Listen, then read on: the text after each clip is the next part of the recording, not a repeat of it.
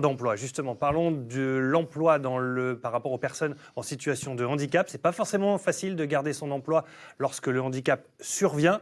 C'est notre thématique du jour avec Ludovic et son invité.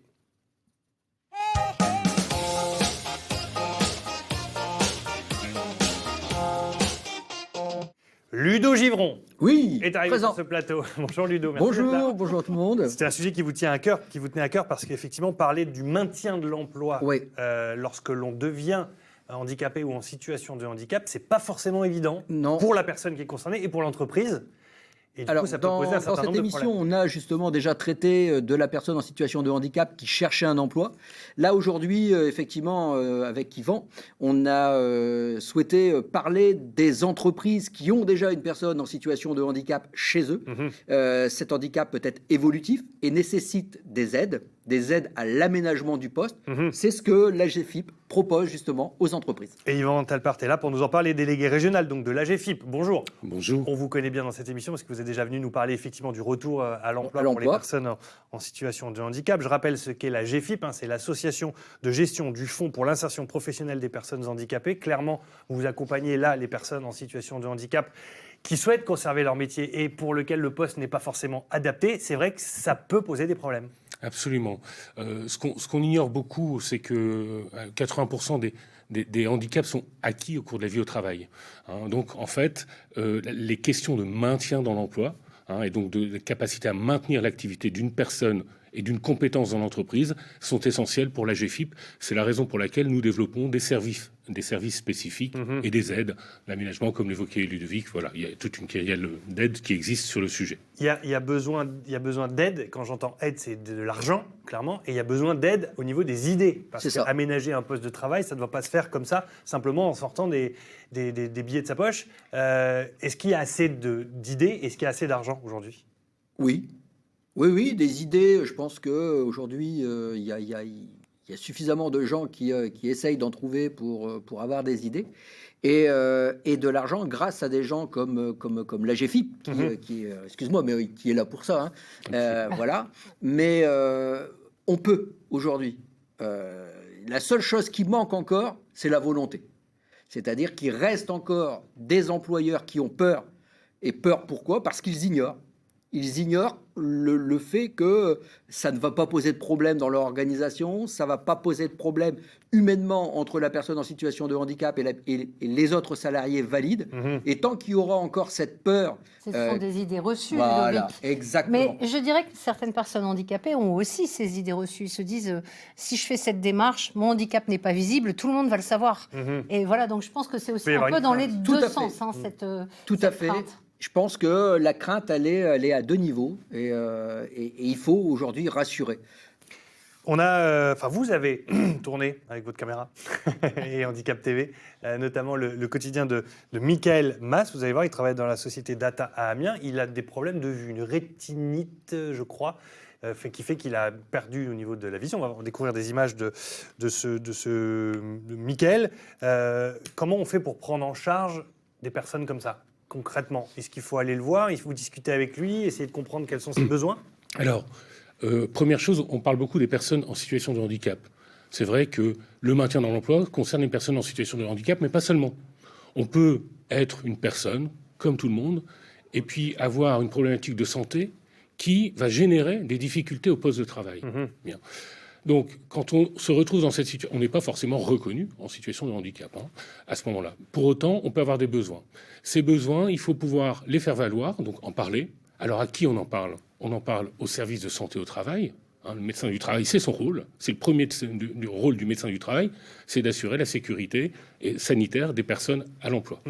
Donc, le médecin du travail, l'employeur, la personne. Ça, c'est le triptyque composite d'une situation de maintien dans l'emploi qui est inévitable et sur lequel on doit s'appuyer pour effectivement parvenir à un maintien. Et quand tout se passe bien, quels sont les résultats justement pour Michael, dont vous venez voir quelques images. Comment son quotidien au travail a changé? La réponse avec lui.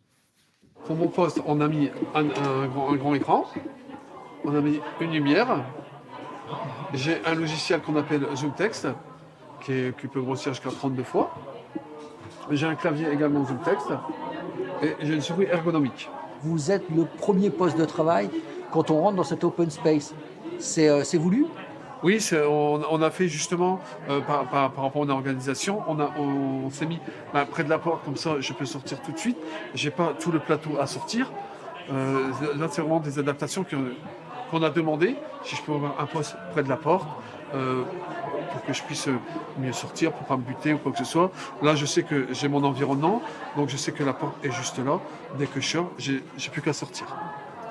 Et voilà, c'est quelque chose auquel on ne pense pas. La position, simplement, la localisation du bureau au sein même d'un open space, de le mettre près de la sortie de secours. C'est du bon sens, c'est tout simple. Il suffit mais de venir sur le terrain, faire, et il suffit quand même de l'organiser. Donc c'est là où ça coûte pas d'argent, c'est juste des idées. Alors ça coûte pas d'argent, oui et non. En fait, dans un aménagement de situation de travail, il y a toujours deux dimensions. On pense toujours à l'aspect technique des choses. Le zoom texte, voilà, toutes ces compensations qui sont des compensations liées à la situation de handicap. Ça, c'est un coût réel, d'accord. C'est un coût réel qui est pris en charge par la GFIP, qui est gratuit pour l'entreprise. Ensuite, il y a l'organisation du travail. Et le collectif. Là, on est dans un open space. Alors, Monsieur Mas, il n'est pas seul. Voilà. Donc, il a fallu penser, effectivement, le rapprocher de la sortie. Donc, il a fallu réorganiser l'ensemble.